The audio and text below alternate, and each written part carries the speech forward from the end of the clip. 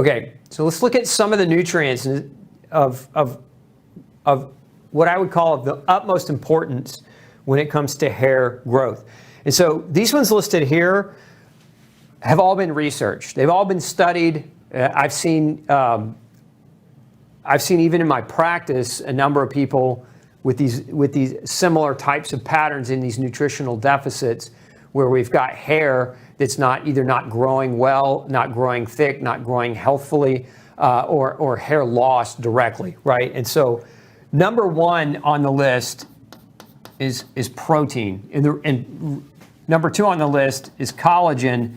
And these two are, basically they're both proteins, right? Collagen is a form of protein, but this is the backbone to hair. You cannot grow hair without enough protein.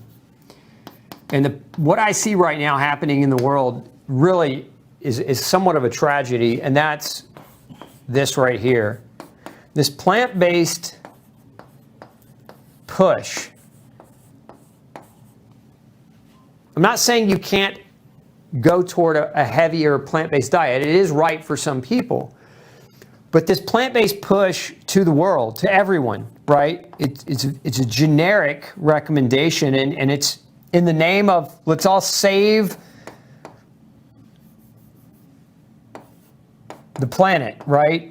This is the agenda that I'm referring to. It's the Save the Planet green agenda, the green movement, if you will.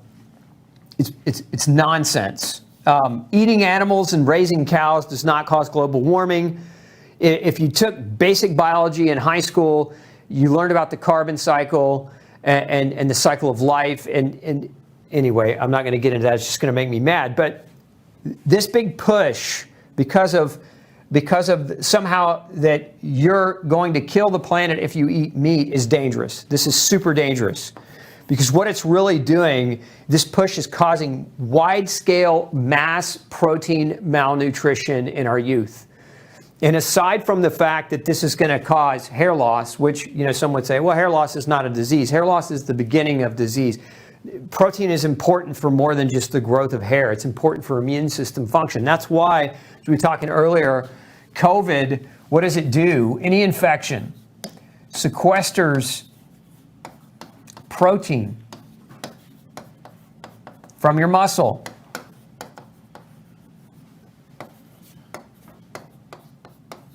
And it tells the body when you have an infection, what it does is the message says, hey, hair growth is not important right now. We got to take out the bad guy, whatever the bad guy is, right? Whether it's COVID or whether it's any other type of infection. Your body sequesters protein from the muscle, but it also shuts down hair growth, because it's going to take, instead of taking that protein and using it to grow more hair, it's going to say, no, we're going to prioritize that protein to fight this problem. We see the same thing happen in cancer. To fight the chemotherapy, to fight the radiation, to fight the cancer itself, the body sequesters protein. That's why in chronic illness like cancer, you'll see cachexia. Cachexia is a wasting. The muscles shrink down, the hair doesn't grow back. You see similar types of wasting, though, in protein malnutrition, right? So when we're saying, hey, and some people say, oh, you get plenty of protein from plants. No, not really. You can't. There's certain things you really just can't get enough of, especially if you're in a chronic state of inflammation already, right? And some people try to do this to cure their chronic state of inflammation, but what ends up happening is they're so low in protein that they hit a plateau. There may be some benefit here, but they hit this plateau because they're not getting enough of the protein, enough of the backbone for collagen. That's what you need to grow hair. So structurally speaking, if you don't get enough, your hair growth is not going to happen. Now, what is enough? I want you to go back and review my crash course on protein. Okay, I did an entire crash course on protein specifically, and we can put that link up here, Mel, if we can, and watch that course, bookmark it, and go back and watch it, because I talk very specifically about, what situations physiologically and how much protein you're going to need. And so it's more than just everybody needs an X amount of protein. So it's specific and unique to the person. Go back and watch that crash course. Okay, so we got protein, we got collagen, we got zinc. Zinc is important because you can't form hair without zinc. You need zinc, metabolically speaking, chemically speaking, you need zinc to form many of the collagen bonds that form your hair. So zinc is very important. And one that's not on the list that's also important is copper, although copper deficiency generally doesn't lead to hair loss as much as it leads to excessive curling or kinks in the hair itself. But nonetheless, it's still very important. Now, vitamin C, also absolutely essential for hair. If we look at what collagen is, right? So collagen is a trihelix peptide protein. So if you've ever seen a rope, you know, if we take a rope, it's like 3 tiny ropes wound around each other. What collagen looks like. So these are those same 3 strands. I've just kind of unraveled them so that you can see them. But in between these different strands is what's called a cross-link. And the cross-link, so it looks somewhat like this, almost like DNA, but instead of being a double helix, it's a triple helix. And these are cross-links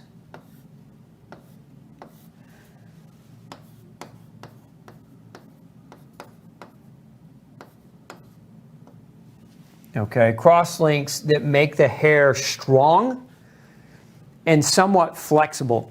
And if you don't have enough vitamin C, this is where vitamin C comes in. So vitamin C is responsible for helping to form these collagen cross-links. And this is why, like diseases like vitamin C deficiency, scurvy, you get people that lose their hair and their gums recede and their teeth bleed and their blood vessels will break open very easy, so they'll have internal hemorrhaging, bruising. It's because hair is not the only thing that needs these cross-links, right? You've got any collagen-based protein in your body, which forms muscle, tendons, ligaments, etc., needs that vitamin C. But in terms of hair, to make your hair strong and healthy, you've got to have enough vitamin C for those cross-links. It's interesting because, we hear about the word scurvy. If you're familiar, scurvy is a disease state of vitamin C deficiency. And so this month, I've seen 2 cases of people with scurvy. And we always hear about, doctors will always say, well, scurvy is impossible in a modern world. People have enough nutrition and nobody's malnourished. I've seen 2 cases this month of this problem. And in one of them, hair loss was a major, major issue. So vitamin C deficiency definitely contributes to poor hair formation. And then we see biotin, which is vitamin B7, and a lot of people, I've heard of this one. Biotin is oftentimes referred to as the skin, hair, and nail vitamin because it's critical for formation of skin, hair, and nails. And so biotin deficiency all by itself can cause hair loss. We see a lot of just generalized hair loss with biotin deficiency. And the other thing we see is a lot of, especially women, taking higher amounts of biotin find hair getting thicker and growing in more fuller.